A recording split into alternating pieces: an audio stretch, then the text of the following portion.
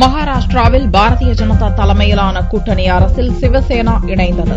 சிவசேனாவுக்கு 12 அமைச்சர் பதவிகள் வழங்கப்படும் என்று முதல்வர் பட்னாவிஸ் அறிவித்துள்ளார்.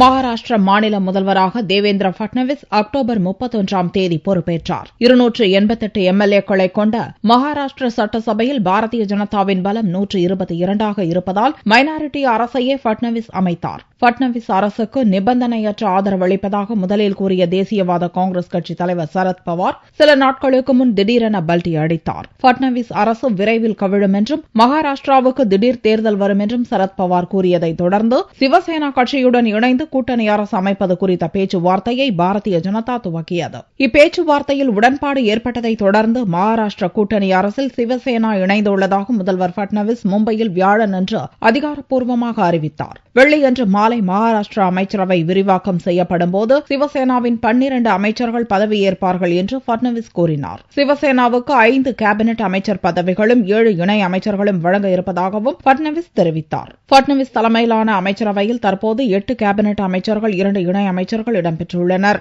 மகாராஷ்டிராவில் 25 ஆண்டுகளுக்கும் மேலாக நீடித்த பாரதிய ஜனதா சிவசேனா இடையிலான கூட்டணி கடந்த அக்டோபரில் நடந்த சட்டசபை தேர்தலுக்கு முன் உடைந்தது. இப்போது மகாராஷ்டிரா அரசில் சிவசேனா இணைந்திருப்பதன் மூலம் மீண்டும் இரு கட்சிகளும் ஓரணியாக கைகோர்த்துள்ளன.